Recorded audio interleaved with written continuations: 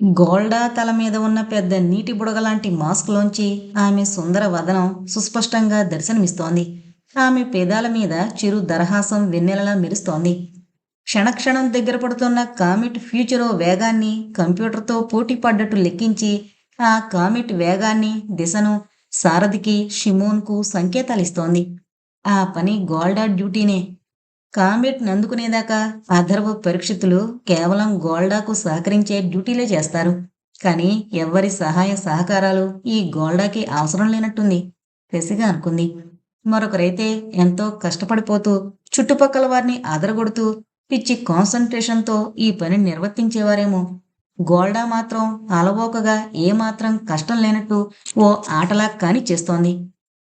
అథర్వ పరీక్షిత్ కూడా ఆమె వైపు అభినందనగా, ఆరాధనగా చూస్తున్నారు. వారి చూపుల్లో ఆమె సామర్థ్యం పట్ల ఆశ్చర్యం వ్యక్తమవుతోంది. మోనో కూడా ఆశ్చర్యపడకుండా ఉండలేకపోయింది. అసలు గోల్డా తన పనికి కంప్యూటర్ సహాయం కూడా అక్కర్లేదు అన్నట్టు చేస్తూ పోతోంది. కామెట్ ఫ్యూచరో ఎక్కడుందో, ఏ దిశగా వస్తోందో, ఎంత వేగంతో ఎగురుతుందో అన్నీ తను ఎదురుగా చూస్తున్నట్టే సూచనలు, సంకేతాలు అందిస్తోంది. మళ్ళీ గ్రాఫులకేసి దృష్టి మళ్లించింది. ఇప్పుడు సారథి, షిమోన్ల సైకోగ్రాఫ్‌లు ఇందాకటి మాదిరిగానే హై స్ట్రెస్ లెవెల్స్‌లో ఉన్నాయి. వాళ్ళకి తమ పని వల్ల ఒత్తిడి కన్నా గోల్డా స్పీడుతో సమానంగా పనిచేయడం ఎక్కువ కష్టం కలిగిస్తున్నట్టుంది. వెటకారంగా అనుకుంది మనం. అథర్వ పరీక్షితుల గ్రాఫులు వారు అప్రమత్తంగా ఉన్నట్టు సూచిస్తున్నాయి. కానీ మానసిక ఒత్తిడి మాత్రం ఇందాకటి మీద తగ్గింది. పనంతా యంత్ర సహాయం కూడా అవసరం లేనట్టు తనే ఓ గొప్ప యంత్రంలా గోల్డా చేసుకుపోతుంటే ఇంకా వీళ్ళకెందుకు పాపం మానసిక ఒత్తిడి, స్ట్రెస్సు, నా మొహమును మనసులోనే కామెంట్ చేసుకుంది మనం. అయితే ఏదైనా అవసరం వస్తే రంగంలోకి దూకడానికి గుర్రాల్ని రెడీగా మాత్రం పెట్టుకున్నారు. అందుకు అభినందించాల్సిందే. మళ్ళీ గోల్డా గ్రాఫ్ మీదకి యథాలాపంగా చూపు మరల్చిన మనో ఉలిక్కి పడింది. గోల్డా ఇప్పుడు కూడా ఎవరో అత్యంత ప్రియమైన వారితో ప్రేమగా, ఆప్యాయంగా, తీయని ప్రియమైన మాటలతో సంభాషిస్తోంది. ఒక్కసారి నీరసం వచ్చేసిన దానిలా వెనక్కు వాలి కళ్ళు మూసుకుంది. మానవ మాతృలకి ఇది ఎలా సాధ్యం? గోల్డా పనితీరును చూస్తుంటే ప్రస్తుతం పని తప్ప ఆమె మనసులో ఇంకేమీ ఉన్నట్టు లేదు. అసలు ఇంకేదైనా ఉండడానికి అవకాశం లేదు. ఆమె తన సర్వశక్తులు నిమగ్నం చేయకపోతే ఆ పని జరగదు. అలాంటి పరిస్థితుల్లో ఇటు పని చేస్తూ, అటు ఊహాలోకాల్లో విహరిస్తూ, ఊహాప్రియుడితో సంభాషిస్తూ ఆ డైరెక్షన్‌లో కాదు, పెద్ద కరువు తీసుకోవాలి. Now full circle. గోల్డా ఎగ్జైట్‌మెంట్‌తో కేకలు పెడుతూ సూచనలిస్తోంది. మనో నెమ్మదిగా తన చేతి వేళ్లను కదల్చడం ప్రాక్టీస్ మొదలుపెట్టింది. వేళ్ళు, మణికట్టు, మోచెయ్యి జాగ్రత్తగా నెమ్మదిగా కదపడానికి ప్రయత్నించింది. ఎక్కువ బలం పెట్టి గట్టిగా ఊపితే ఎముక విరిగే ప్రమాదం ఉందని మరిచిపోలేదు. అరచెయ్యి మూసి, తెరచి చిన్న ఎక్సర్సైజు చెయ్యాలని చూసింది. సాధ్యపడలేదు. గుండె గుబేల్మనట్టయింది. చేతివేళ్లు కదలడం లేదసలు. భయం వేసింది. ఎప్పటికైనా చెయ్యి కదపగలుగుతుందా తనసలు? మనోలో ఏదో నిరాశ కమ్ముకొచ్చింది. ఆ నిరాశలోనే డ్యూటీ గుర్తొచ్చి వాలిపోతున్న కళ్ళని పైకెత్తి అలవాటుగా మానిటర్స్ వైపు చూసింది. అందరి గ్రాఫులు అక్కడి వాతావరణంలాగే పైకి కిందకి గంతులు వేస్తున్నాయి. తన గ్రాఫు మాత్రం కదలిక లేకుండా దాదాపు సరళ రేఖలా కనిపించింది. My God! What is this? నా బుర్ర పనిచేయట్లేదా? కళ్ళు టపటపలాడించి మానిటర్‌ని నిశితంగా చూసింది. తన సైకోగ్రాఫ్‌లో కూడా కదలికుంది. తానైతే వాళ్ళందరిలాగా విపరీతమైన ఎగ్జైట్‌మెంట్ చూపిచ్చట్లేదు. పైగా నైరాశ్యతను, నిరాసక్తతను చూపిస్తోంది. వాళ్ళల్లో ఉన్న ఆనందం తనకు ఎందుకు లేదు? ఆత్మ పరిశీలన చేసుకుంది. జవాబు వెంటనే తట్టింది. గోల్డా ప్రవర్తన తనకు మరో ఆలోచన లేకుండా చేసేస్తోంది. అంతేకాదు, తన శరీరం బిగుసుకుపోవడం తనని అంతర్గతంగా నైరాశ్యానికి, డిప్రెషన్‌కి గురిచేస్తోంది. తన సైకోగ్రాఫ్ ఒక పక్క లోయలోకి పడుతున్నట్టు జారుతుండడం తన మనసులోని డిప్రెషన్‌కి సంకేతం. అందరూ ఇంత హుషారుగా ఉన్నా తను స్తబ్దంగా ఉండిపోవడానికి అదే కారణం. గోల్డా సృష్టిస్తోన్న మిస్టరీ ఒకటే కాదు, దేహావస్థ కూడా. మెడ కండరాలు కదులుతున్నాయా లేదా అని టెస్ట్ చేసుకోవడానికి నెమ్మదిగా అటు ఇటు కదిపి అందర్నీ చూసింది. పరీక్షిత్, అథర్వ్, గోల్డా ఒక పక్కగా నిలబడి ఉత్తకంఠగా చూస్తూ మాట్లాడుతున్నారు. ఈ పరీక్షిత్ గోల్డా రెప్పలు మూయదని, ఇదని, అదని ఏవేవో చెప్తాడు. అతనికి గోల్డా గ్రాఫును చూపించి ఆవిడెప్పుడూ ఊహాప్రియుడితో ఊహా సరస సంభాషణల్లో తేలిపోతూ ఉంటుందని నిరూపిస్తే ఏం చేస్తాడో అనుకుంది మనో. పరీక్షిత్ ఆర్బిటార్ విండోలోంచి దేనివైపో చూపిస్తూ ఏవేవో కేకలు పెడుతున్నాడు. మనో తన విండోలోంచి తను కూడా చూసింది. ఒక పెద్ద కాంతిగోళ మీదో తమ వాహనంతో పాటు కదులుతున్నట్టు కనిపించింది. అదేనా కామిటో ఫ్యూచర్? గొంతు పెంచి అందరికీ వినబడేటట్టు అడిగింది. నో, అది మన కామెట్ కాదు, హేలీస్ కామెట్. హేలీ ఎవరు? అయోమయంగా అడిగింది మనో. దాని బాబు, దాన్ని కనిపెట్టిన బాబు. అందరూ పగలబడి నవ్వారు. అందరి మొహాల్లోకి విస్తుపోతూ చూసింది మనో. అందరూ తెలియని ఆనందంలో తేలిపోతున్నారు. తనకెందుకో ఆ ఆనందం అనుభవం కావట్లేదు. అధర్వం నవ్వడం ఆపి మనోవంక నిశితంగా చూశాడు. అనుభవజ్ఞుడైన ఆస్ట్రోనాట్ కాబట్టి మనో పడుతోన్న శారీరక మానసిక అవస్థల్ని గ్రహించగలిగాడు.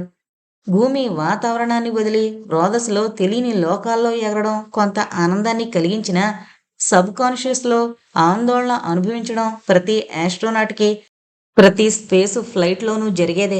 అయితే తొలిసారి రోదసీ యాత్రలోనే వేగంలో హఠాత్తుగా వచ్చిన ఇంత విపరీతమైన మార్పును మనో అసలు తట్టుకోలేకపోతోంది. మనో, వేకప్. నీ మనసు ఎక్కడ సంచరిస్తోంది? హేలీస్ కామెట్ గురించి మరిచిపోయావా? ఇప్పుడు మన స్పేస్ షటిల్ స్పీడు కాంతి వేగానికి రెట్టింపు అవడంతో నీ శరీరం తట్టుకోలేకపోతున్నట్టుంది. మా అందరికంటే ఎక్కువ ఎఫెక్ట్ అయ్యావు. శరీరం స్వాధీనంలో లేకపోవడం ఆస్ట్రోనాట్స్లో డిప్రెషన్ కలిగిస్తుంది. నెమ్మదిగా రిలాక్స్ అవ్వు, కూలుగా ఆలోచించు అంటూ అథర్వ్ హెచ్చరించాడు. కష్టపడి కదులుతూ మనో దగ్గరగా వచ్చాడు అథర్వ్. అతను చూపిస్తున్న కన్సర్న్, సానుభూతి మనో కళ్ళల్లో నీళ్లు తిరిగాయి. అతి కష్టం మీద ఆపుకుంది. ఎవరూ పట్టించుకోకపోతే ఆమె డిప్రెషన్లోంచి కోలుకోవడం కష్టమని గ్రహించాడు అథర్వ్.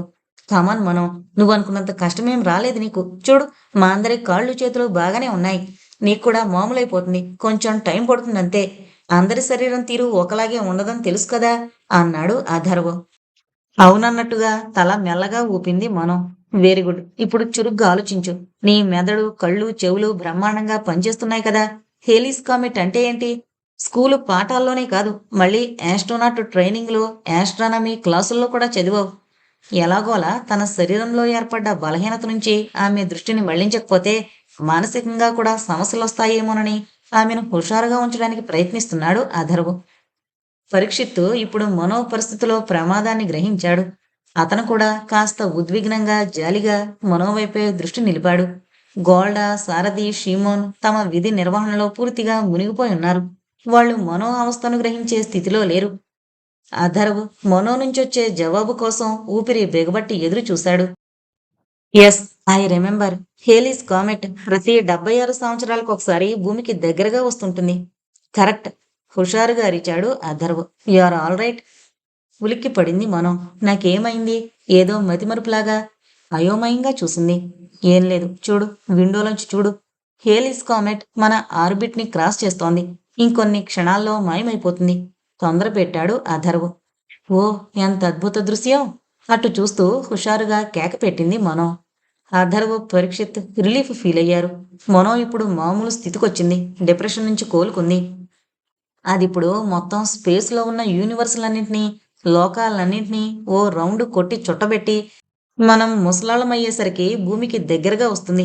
మనం వంగిపోయిన నడుములు కాస్త పైకెత్తి ఆకాశంలో దాన్ని దర్శనం చేసుకుని మన ఈనాటి రోదసి యాత్రను గుర్తు చేసుకుంటాం నవ్వుతూ అన్నాడు పరీక్షిత్. ముగ్గురు అది కనబడినంతసేపు కళ్ళప్పగించి చూశారు. ఇప్పుడు మనో కాళ్ళు చేతులు కాస్త తేలిగ్గా కదపగలిగింది. అమ్మయ్య, నాకు కూడా కాళ్ళొచ్చాయి అంటూ ఆనందంగా కేక పెట్టింది. అథర్వ్ నవ్వి, నీకు తెలియకుండానే నువ్వు డీప్ డిప్రెషన్లోకి వెళ్ళిపోయావు. హేలీ కామెట్ రక్షించింది అన్నాడు. మనో మొహమాటంగా నవ్వింది. మాకు సైకోథెరపీ ఇవ్వడానికి నిన్ను పంపిస్తే తర్వాతి మాటలు శ్రోతల ఊహకే వదిలిపెట్టాడు పరీక్షిత్. కిలకిలా నవ్వేసింది Mano. I am all right now. నాకిప్పుడు కాళ్ళు చేతులు కదలిక రావడమే కాదు, బుర్రలో గ్రేట్ ఐడియా కూడా వచ్చింది. మనం ఈ హేలీ కామెట్నే ఎందుకు పట్టుకోకూడదు? ఇది 76 సంవత్సరాలకు ఒకసారి భూమికి దగ్గరగా వస్తున్నట్టు క్రీస్తు పూర్వం 239 బీసీ నాటి నుంచి రికార్డుంది.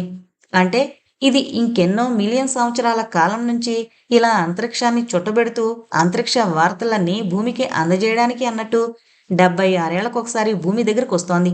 దీనికి మొత్తం విశ్వానికి చెందిన సమాచారం అంతా తెలుసు. దీన్ని అధిరోహిస్తే మనకు ఫ్యూచర్ మీద కన్నా ఎక్కువ సమాచారం తెలిసే అవకాశం ఉంది కదా. నీ ఐడియా కరెక్టే అవ్వచ్చు, కానీ 76 సంవత్సరాల కాలం మాత్రమే అది స్పేస్లో తిరిగి భూమి దగ్గరకు వస్తుంది. మనకు కావలసింది ఇంకా ఎక్కువ కాలానికి, మిలియన్ సంవత్సరాల కాలానికి సంబంధించిన భవిష్యత్తు సమాచారం. హేలీ కామెట్ ఎలా పనికొస్తుంది? పరీక్షిత్తు భుజాలు ఎగరేసి మౌనంగా ఉండిపోయాడు. నేను చెప్పేదేంటంటే, ఈ కామెట్ కూడా భూమిలాగే ఎన్నో వేల సంవత్సరాలుగా అంతరిక్షంలో ఉంది. కాబట్టి మన బృహస్పతి గారు నిరూపించినట్టు భూమితో పాటు పుట్టుండొచ్చు. బృహస్పతి గారు చెప్పారు స్పేస్లో గత కాలపు ఇమేజెస్ ఉంటాయని. ఆ ఇమేజెస్ హేలీ కామెట్ సేకరిస్తూ ఉండుండొచ్చు. అంటే నా ఉద్దేశం, అంతరిక్షంలోని ఛాయాబింబాలు హేలీ కామెట్ మీద కూడా నిక్షిప్తమై ఉండొచ్చు. మనం ఇక్కడ ఉన్న మన యంత్ర పరికరాలతోనే ఆ ఛాయాబింబాలను సేకరించొచ్చు. ఎలాగో మనం కామెట్ ఫ్యూచర్ మీద చెయ్యబోయేది అదే కదా అంది మనో.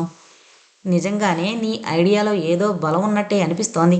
ఇది సాధ్యమేమో కూడా అంటూ అథర్వ గోల్డా వైపు చూసి, గోల్డా, మనో ఏమంటుందంటే, నేను విన్నాను. అది సాధ్యం కాదు. ఈ స్పేస్ షటిల్ భాని కామెట్ ఫ్యూచర్ వాతావరణానికి, వేగానికి, కక్షకు అనుగుణంగా తయారు చేశారు. ఇది హేలిస్ కామెట్కి సూట్ అవ్వదు. ఇదేం రోడ్డు మీద తిరిగే కారు కాదు కదా, ఏటంటే అటు పోనిచ్చేయడానికి. పైగా హేలిస్ కామెట్కి సంబంధించిన డేటా లేదు మీ ఎవరి దగ్గర. నాకు తెలిసినంత వరకు ఆ కామెట్ వాతావరణాన్ని కానీ, స్పీడును కానీ మీరెవరూ తట్టుకోలేరు అంటూ గోల్డా కళ్ళు తెప్పకుండా, చేస్తున్న పనిని ఆపకుండా సమాధానం చెప్పింది. అంటే అర్థం తను తట్టుకోగలదని, తను మనలాంటి మనిషి కాదని ఉక్రోషంగా అన్నాడు పరీక్షిత్. అధరవు మనోలకు మాత్రమే వినపడేలా. అతను ఆమె వాడే మాటల్లో వైచిత్ర్యాన్ని ఇట్టే కనిపెట్టేస్తాడు. మనో మాత్రం మరో విచిత్రాన్ని కనిపెడుతూనే ఉంది. కనిపెట్టినప్పుడల్లా విస్తుపోతూనే ఉంది. గోల్డా ఇప్పటి వరకు కళ్ళైనా తిప్పకుండా మనసంతా పెట్టి కామెట్ ఫ్యూచర్ కదలికల సమాచారం పైలట్ ఆస్ట్రోనాట్లకు అందించి వాళ్ళని గైడ్ చేయడంలో పూర్తిగా మునిగిపోయింది. పైగా ఆమెకున్న మానసిక విచిత్ర లక్షణం వల్ల అంత బిజీగా ఉన్నప్పుడు కూడా తన ఊహాప్రియుడితో ఊహా సంభాషణ చేస్తూనే ఉంది. అంతా చేస్తూ తను అధర్వ పరీక్షిత్తు మాట్లాడుకుంటున్న మాటల్ని తూచా తప్పకుండా విని అర్థం చేసుకుని సమాధానాలు కూడా చెప్తోంది. ఇప్పటికి 190 సార్లు అనుకున్నట్టుగానే ఇప్పుడు కూడా ఇది ఈ గోళ్ళకెలా సాధ్యం అనుకుంది మనం. అమ్మో, ఇంక ఈ అమ్మాయి గురించి అసలు ఆలోచించకూడదు. బెదిరిపోయిందామె. గోల్డా పకపకా నవ్వింది. ముగ్గురు వింతగా ఆమె వైపు చూశారు. అయ్యో మనో, ఎంత అమాయకురాలివి. ఇంతలోనే కన్ఫ్యూజ్ అయిపోతావు, బెదిరిపోతావు. పకపక మళ్ళీ నవ్వింది. గోల్డా కళ్ళు తన ముందున్న స్క్రీన్ మీద నుంచి తిప్పలేదు. ఆమె వేళ్లు సంకేతాలు ఇస్తూనే ఉన్నాయి. హేలీ కామెట్ మీదకే ఎందుకు అధిరోహించకూడదు అన్నందుకు మనోని చూసి గోల్డా నవ్వుతోంది అనుకున్నారు పరీక్షిత్, అధర్వ్. కానీ మనోకి తెలుసు గోల్డా అంటే తనకి ఏర్పడ్డ బెదురును చూసి గోల్డా నవ్వుతోందని. మనం కామెట్ ఫ్యూచర్ కక్షలోకి ప్రవేశించాం. వీ ఎంటర్డ్ ఇట్స్ ఆర్బిట్ గట్టిగా అరిచారు సారథి షిమోన్. హుర్రే! పరీక్షిత్, అధర్వలు ఉత్సాహంగా ఆర్బిటార్ వాతావరణంలో తేలుతూ శరీరాలు కంట్రోల్ చేసుకుంటూ స్లో మోషన్లో చిన్న డప్పుల డ్యాన్స్ చేశారు. గోల్డా థమ్సప్ సైన్ చూపించింది. ఇంకెప్పటి నుంచి మన అసలు జైత్రయాత్ర ప్రారంభం అంది. ప్రొటెక్టివ్ సూట్లో ఆకారం కోల్పోయిన చేతులను దగ్గరగా చేరుస్తూ చప్పట్లు కొడుతున్నట్టుగా అభినయం చేసింది మనం. సారథి షిమోన్ల పెదవులు ఈ చెవి నుంచి ఆ చెవిదాకా సాగిపోయి నవ్వులు చిందించాయి. ఆ పెదవులు ఎప్పటికీ ముడుచుకోవు. ఆ నవ్వులింక మాయం కావు అనిపిస్తోంది చూసేవాళ్ళకి. వేగాన్నింకా గ్రాడ్యువల్గా పెంచుకుంటూ పోవాలి. లేకపోతే ఆర్బిట్లోంచి మనం తప్పిపోయే ప్రమాదం ఉంది హెచ్చరిస్తూ గంభీరంగా తిరిగి స్పేస్ షటిల్ వేగాన్ని, కామెట్ ఫ్యూచర్ పురోగతిని సమన్వయం చేసే సంకేతాలు అందించడంలో పడింది గోల్డా. మనం కామెట్ ఫ్యూచర్ తిరిగే ఆర్బిట్లోకి ప్రవేశించామంటే దాంతోపాటు అది ఎటు తిరిగితే అటు పోతామనే కదా అర్థం. ఏదో ఆలోచిస్తూ అడిగింది మనం. ఎస్, యు ఆర్ రైట్ అంటూ ఉల్లాసంగా జవాబిచ్చాడు అథర్వ్. మనో వెంటనే ఏం మాట్లాడలేదు. ఏంటి, మళ్ళీ ఏదైనా బ్రిలియంట్ ఐడియా వచ్చిందా ఈజీ చేస్తున్నట్టు అడిగాడు పరీక్షిత్. అప్పుడు మనో, ఐడియా కాదు, కుతూహలం.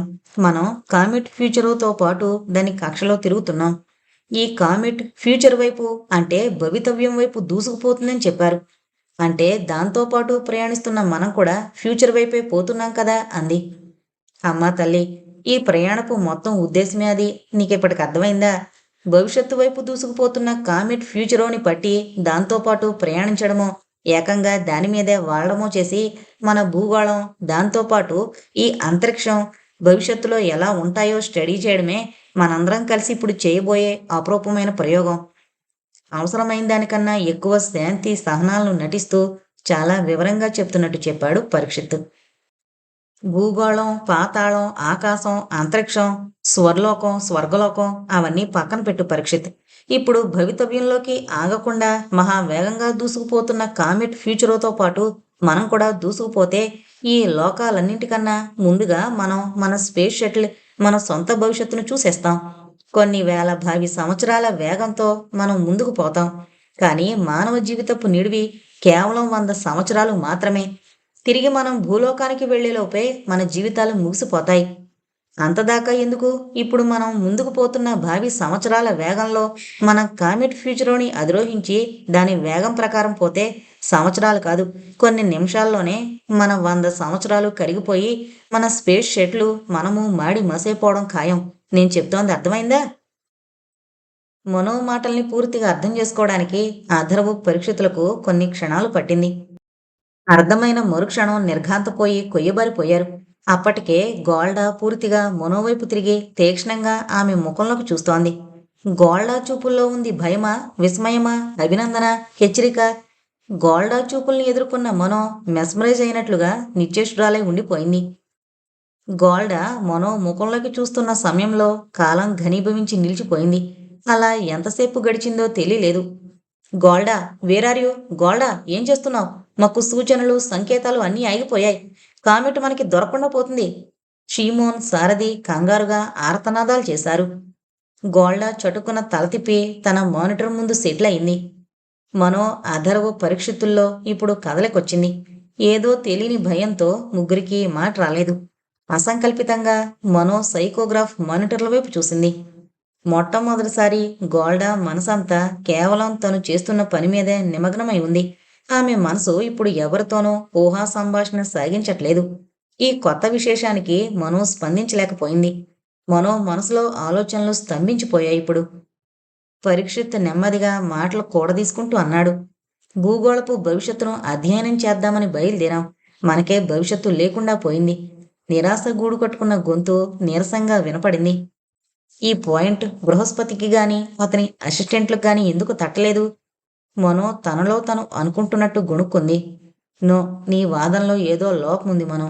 కొంచెం కూల్గా ఆలోచిస్తే మన రీజనింగ్లో లోపం మనకే తెలుస్తుంది. కూల్ డౌన్ మనో.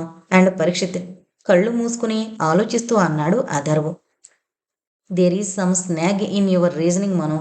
ఈ ప్రాజెక్ట్ను అసలు తయారు చేసేటప్పుడే ఈ రిస్క్ను గురించి బృహస్పతి ఆలోచించే ఉంటాడు. అతనంత తెలివి తక్కువవాడని నేను అనుకోను. కళ్ళు తెరవకుండా ఆలోచిస్తూనే అన్నాడు అథర్వ్. ఓపికంతా ఉడిగిపోయినట్టు ఆలోచించడానికి ప్రయత్నమైనా చేయకుండా స్తబ్దుగా ఉండిపోయింది మనో. పరీక్షిత్ కూడా తమని విపత్తు నుంచి కాపాడే భారం అథర్వదే అన్నట్టుగా మౌనంగా అతన్నే చూస్తుండిపోయాడు ఆ సమయంలో. ఎస్, నాకు తెలిసింది. సంతోషంగా కళ్ళు తెరిచాడు అథర్వ్. పరీక్షిత్ మనో ఆత్రంగా చూశారు. మనం మనిషి జీవితకాలం 100 సంవత్సరాలు అని లెక్క చెప్పుకునేది భూమి యొక్క కాలమానం ప్రకారం. ఇక్కడ కాలమానం వేరవచ్చుగా. భూమి కంటే ఇక్కడ కాలం నెమ్మదిగా గడవచ్చు కదా అన్నాడు అథర్వ్. అతను ఏమంటున్నాడో అర్థం కానట్టు చూశాడు పరీక్షిత్. ఇలాంటి మాటలు ఎక్కడో విన్నట్టుగా అనిపించింది మనోకి. Yes, this is possible. జాగ్రత్తగా అథర్వ మాటలో నెమరు వేసుకుంటూ ఇవే మాటలు ఎక్కడ విన్నాను అని ఒక్కసారి ఆలోచించింది. కరెక్ట్, కుక్ముది కదా